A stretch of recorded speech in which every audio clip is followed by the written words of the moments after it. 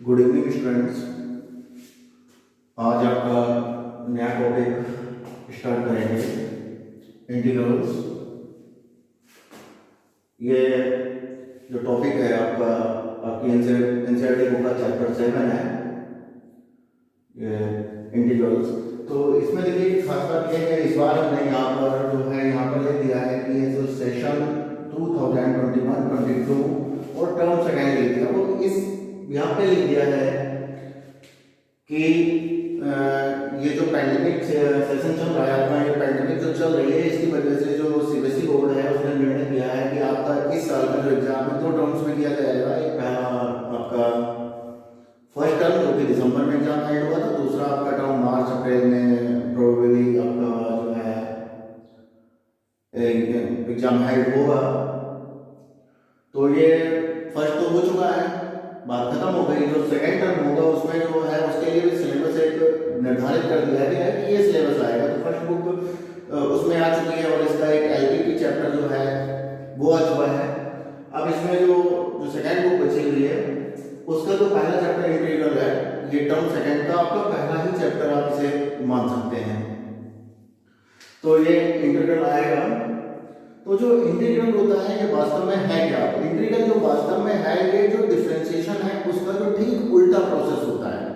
जो इंटीग्रेशन है आपका जो डिफरेंशिएशन है आपका, उसका जो ठीक उल्टा जो प्रोसेस होता है वो क्या होता है? इंटीग्रेशन होता है। तो अगर आप इसे एक लाइन में डिफाइन करना चाहें तो कैसे करेंगे? तो करेंगे इंटीग्रेशन इज द इनवर्स कह सकते हैं या रिवर्स कह सकते हैं, inverse reverse process of differentiation. यानी डिफरेंशिएशन का जो रिवर्स प्रोसेस है यानी उल्टा जो प्रोसेस होता है वो आपका क्या कहलाता है? इंटीग्रेशन कहलाता है। वेरी सिंपल, ठीक है। अगर आपको इंटीग्रेशन समझना है और अच्छे से समझना है तो आपको डिफरेंशिएशन आना ही चाहिए। अगर आपको डिफरेंशिएशन नहीं आता है तो आप इंटीग्रेशन मेरे हिसाब से तो नहीं समझ सकते आप, ठीक है। तो आपको डिफरेंशिएशन आना चाहिए और आई होप कि अगर आप 12th में पढ़ रहे हो और इंटीग्रेशन को समझना चाहते हैं तो डिफरेंशिएशन आपको पता ही होगा, ठीक है।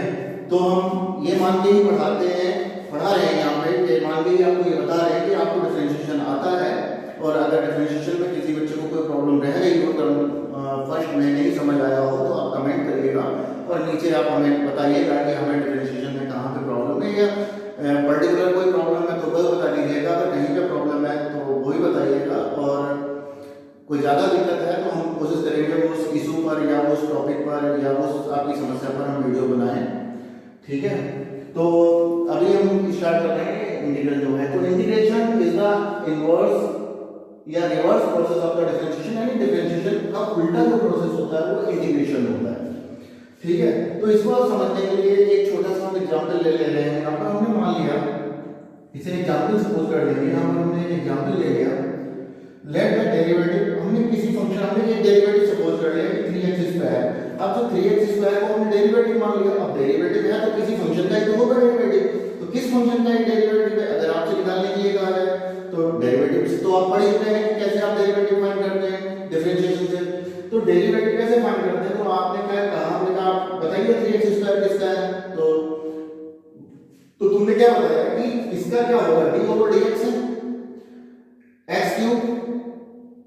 x³ को अगर हम x के रिस्पेक्ट में डिफरेंशिएट कर दें तो आपको 3x² मिल जाएगा, ठीक है। x³ को अगर हम x के रिस्पेक्ट में डिफरेंशिएट कर दें, ठीक है, तो आपको क्या मिल जाएगा? 3x² मिल जाएगा, ठीक है। तो अगर आप इस चीज को देखा जाए तो इसमें थोड़ा सा और आप देखें कि अगर हम d/dx है x³ + 2 को भी अगर हम डिफरेंशिएट करते हैं x के रिस्पेक्ट में तब भी हमें 3x² मिल जाएगा। और अगर हम x³ - 3 को भी डिफरेंशिएट करते हैं x के रिस्पेक्ट में तब भी आपको 3x² मिल जाएगा।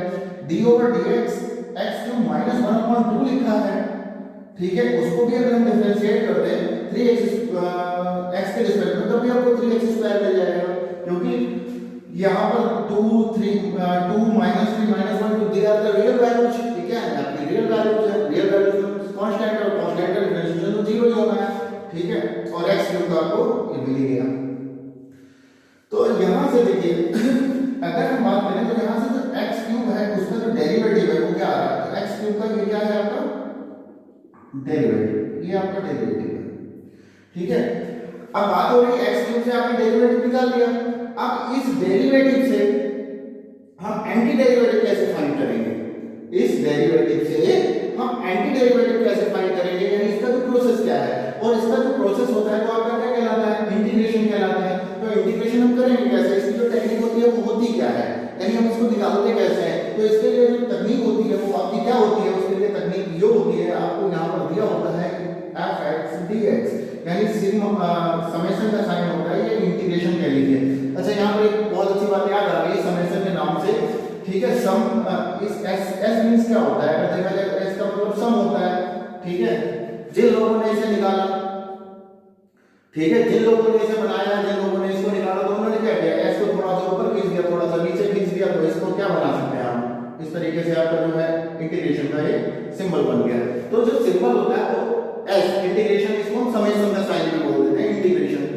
तो यहाँ पर इंटीग्रेशन fx dx, इसको हम क्या पढ़ते हैं, ये जो सिंबल होता है इंटीग्रेशन fx dx। तो इसका जो प्रोसेस होता है, अच्छा इसमें कौन से टर्म को हम कहते क्या है ये भी देख लो। जो यहाँ पर देखिए ये जो पूरा सिंबल होता है, अगर आप किसी फंक्शन को इंटीग्रेट करना चाहते हैं, किसी फंक्शन को इंटीग्रेशन करना चाहते हैं आप, तो उसका ये उसको कैसे लिखते हैं हम, ये साइन होता है आपका समेशन का या इंटीग्रेशन का fx dx, ठीक है। तो यहाँ पर जो fx होता है वो क्या होता है आपका इंटीग्रेंड कहलाता है, क्या कहलाता है, इंटीग्रेंड, यानी वो चीज जिसको हम इंटीग्रेट करना चाहते हैं, ठीक है।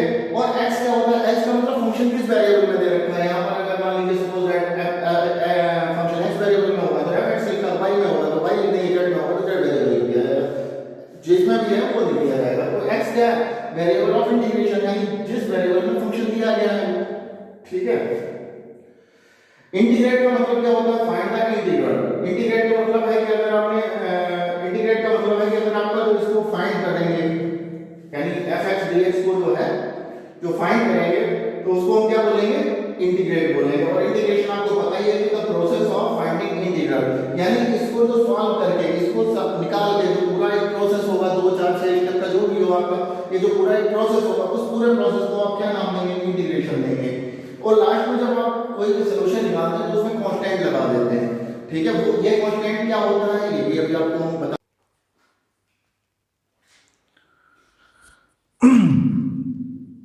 तो यहाँ पे हमें क्या मिलता है कि जब हम अब यहाँ पर हमें इस डेरिवेटिव का क्या करना है, हमें उल्टा प्रोसेस करना है। तो इसका जो उल्टा प्रोसेस करने का जो तरीका होता है, जो मेथड होता है, इसका उल्टा जो प्रोसेस करने का जो तरीका होता है, उसको हम कैसे लिखते हैं, उसको हम लिखते हैं इंटीग्रेशन fx dx, यानी इंटीग्रेशन fx dx की फॉर्म में, ठीक है। तो यहाँ पर हमें निकालना किसका है, एंटी डेरिवेटिव का निकालना है। तो यहाँ पर जो डेरिवेटिव का निकालना है, तो डेरिवेटिव के लिए जो हमारा फंक्शन बनेगा, तो डेरिवेटिव के लिए जो हमारा फंक्शन बनेगा वो क्या बनेगा, fx इक्वल्स टू हमारा क्या बन जाएगा, 3x² बन जाएगा।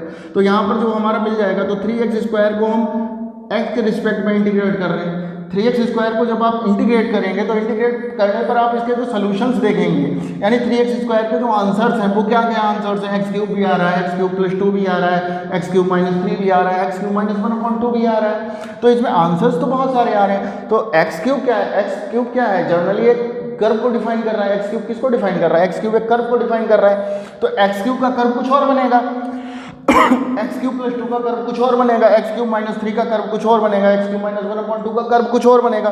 तो अगर देखा जाए तो यहाँ x³ तो चेंज नहीं हो रहा है, बस चेंज क्या हो रहे हैं, बस कांस्टेंट चेंज हो रहे हैं। चेंज क्या हो रहे हैं आपके, कांस्टेंट चेंज हो रहे हैं। तो यहाँ पर क्या है कि अगर देखा जाए तो ये फैमिली ऑफ कर्व को रिप्रेजेंट कर रहा है, किसको रिप्रेजेंट कर रहा है, फैमिली ऑफ कर्व को। x³ तो चेंज नहीं हो रहा है, तो 3x² का जो एंटी डेरिवेटिव आएगा वो आपका क्या आ जाएगा, ये तो x³ आ जाएगा। और यहाँ पर जो है भांति के कांस्टेंट लगा रखे हैं हमने, ठीक है, उसी के अकॉर्डिंग आपको कर्व्स मिल रहे हैं। तो यानी फैमिली ऑफ कर्व्स मिल रही है, यानी जो ये जो c है वो वेरी कर रहा है, यानी जो कांस्टेंट है वो कम ज़्यादा हो सकते हैं आपके। तो इस कांस्टेंट को, इन सबको हटा के हम क्या सपोज कर ले रहे हैं, यहाँ पर इन कांस्टेंट को हटा के हमने एक सपोज कर लिया, यहाँ पे c सपोज कर लेते हैं। क्या सपोज कर लेते हैं, c सपोज कर लेते हैं। तो 3x² का जो एंटी डेरिवेटिव आएगा वो क्या आएगा, 3x² का जो एंटी डेरिवेटिव आएगा वो आएगा आपका x³ + c। ये चीज़ आपकी क्या आ गई, ठीक है, ये आपका आ गया एंटी डेरिवेटिव। क्या आ गया आपका, एंटी डेरिवेटिव, ठीक है। 3x² का एंटी डेरिवेटिव क्या आ गया, x³ + c आ गया। अगर आपने मान लीजिए x³ लिख दिया तो आपका ये आंसर कंप्लीट नहीं हुआ। कंप्लीट कब होगा, जब आप इसमें कांस्टेंट लगा देंगे। अच्छा, कांस्टेंट लगा देंगे, कांस्टेंट का मतलब यहाँ पे देखिए क्या है कि अगर इसमें अगर हम कांस्टेंट ना लगाएं ठीक है, अगर हम कांस्टेंट ना लगाएं, थोड़ी देर के लिए सपोज कर लीजिए हमने कांस्टेंट नहीं लगाया, थोड़ी देर के लिए आपने सपोज कर लिया कांस्टेंट नहीं लगाया, तो यहाँ पर देखिए 3x² का कोई एक सोल्यूशन नहीं आ रहा है, बहुत सारे सोल्यूशन आ रहे हैं। यहाँ पर हम एक चीज़ ये भी डिफाइन कर देते हैं इंडेफिनिट क्यों कहते हैं इसे, ठीक है। तो यहाँ पर क्या है कि इसके जो है बहुत 3x² के जो 3x² के लिए जो एंटी डेरिवेटिव्स हैं, यानी 3x² के जो सोल्यूशंस आ रहे हैं बहुत सारे आ रहे हैं, x³ + 2r x³ - 3 निश्चित इसका सोल्यूशन आ रहा है, x³ इसका 3x² का कोई निश्चित नहीं आ रहा है। अगर इसका 3x² का कोई एक निश्चित सोल्यूशन नहीं आ रहा है, यानी इसके कोई डेफिनेट नहीं है, कोई एक प्रॉपर नहीं है, तो इसको हम क्या कह देते हैं, इनडेफिनेट कह देते हैं। इसी वजह से हम इस इंटीग्रेशन को क्या बोलते हैं, इनडेफिनेट इंटीग्रेशन बोलते हैं। इसी वजह से हम इसको क्या बोलते हैं, इनडेफिनेट इंटीग्रेशन बोलते हैं। तो यहाँ पर हम क्या करेंगे कि अलग अलग तरह के कांस्टेंट लगाने के बजाय हमने क्या लगा दिया, एक c लगा दिया। अब c की वैल्यू आपकी कुछ भी हो सकती है। c क्या है आपका, c वास्तव में आपका क्या है, c एक रियल नंबर है। क्या है आपका, c एक रियल नंबर है। c क्या है आपका, कोई भी रियल नंबर हो सकता है, ठीक है, -∞ to ∞ कोई भी एक रियल नंबर हो सकता है। तो ये जो पूरा हो गया आपका, ये क्या मिल गया आपको, एंटी डेरिवेटिव मिल गया। किसका मिल गया एंटी डेरिवेटिव, 3x² का आपको एंटी डेरिवेटिव आपको ये मिल गया। इस एंटी डेरिवेटिव भी कह सकते हैं, या बहुत सारे लोग इसे प्रिमिटिव भी कह देते हैं कि ये इसका प्रिमिटिव होगा, ठीक है। प्रिमिटिव का मतलब मूल कह सकते हैं, यानी ये मतलब वास्तव में ये जो डेरिवेटिव था वो था किस फंक्शन का, वास्तव में जो डेरिवेटिव था वो था किस फंक्शन का, मूल मीन्स कह सकते हैं ओरिजिनल फंक्शन, कह सकते हैं इसको ओरिजिनल फंक्शन, ठीक है, ओरिजिनल फंक्शन, ठीक है। ये बात आई समझ में। अच्छा, एक चीज़ यहाँ पर ये भी निकल के आ गई है कि ये जो प्रोसेस होता है, ये मेथड होता है, ये आपको मेथड ऑफ इंस्पेक्शन होता है। आपसे कहा जाए कि find the anti derivative by the method of inspection, तो इसको हम मेथड ऑफ इंस्पेक्शन भी कहते हैं। यानी जो आपने ये प्रोसेस लिख रखा है, इस प्रोसेस को हम क्या कह सकते हैं कि जो मेथड ऑफ इंस्पेक्शन है, ठीक है, यानी जो आपने ये प्रोसेस लिख रखा है, इसे हम क्या कहते हैं, मेथड ऑफ इंस्पेक्शन कह देते हैं। इसे मेथड ऑफ इंस्पेक्शन कह देते हैं, मेथड ऑफ इंस्पेक्शन, जो कि आपकी एक्सरसाइज 7.1 में शायद 4-5 क्वेश्चंस हैं, ठीक है। वो आपको मेथड ऑफ इंस्पेक्शन की मदद से आपको क्या फाइंड करना है, एंटी डेरिवेटिव फाइंड करना है। क्या फाइंड करना है आपको, एंटी डेरिवेटिव फाइंड करना है। तो आज की क्लास में केवल हम इतना ही बताएंगे, और मेथड ऑफ इंस्पेक्शन अभी जो हमारा अगला एपिसोड होगा या जो अगली क्लास होगी उसमें हम डिफाइन करेंगे, मेथड ऑफ इंस्पेक्शन भी डिफाइन करेंगे, और उसके बाद जो इंटीग्रेशन है हम वो भी डिफाइन करेंगे, ठीक है। आज के लिए बस इतना है कि समझना है आपको कि इंटीग्रेशन होता क्या है। इंटीग्रेशन जो है रिवर्स जो प्रोसेस होता है डिफरेंशिएशन का वो होता है, ठीक है। कैसे होता है ये बता दिया, इसमें c क्यों लगाया जाता है ये भी बता दिया। इंडेफिनिट क्यों होता है, इंडेफिनिट इसलिए होता है क्योंकि इसकी कोई एक जो निकल के आता है 3x² डेरिवेटिव आता है, इसका कोई एक सोल्यूशन नहीं होता है, एक प्रॉप नहीं होता है, तो इस वजह से इसे हम क्या कहते हैं, कोई डेफिनेट नहीं होता है, कोई निश्चित नहीं होता है, तो इसको हम इनडेफिनिट कह देते हैं, अनिश्चित है, कुछ भी हो सकता है, ठीक है। तो ये भी आपको हमने बता दिया, ठीक है। और ये आपके जो सिम्बल्स दिए गए हैं ये कोई बड़ी बात नहीं है, ये आपकी NCERT में दिए गए हैं, कि शुरुआत के किसी दूसरे या तीसरे पेज पे मिल जाएंगे आपको। तो ये सारे दिए गए हैं। तो आज के लिए बस इतना ही। थैंक यू, धन्यवाद।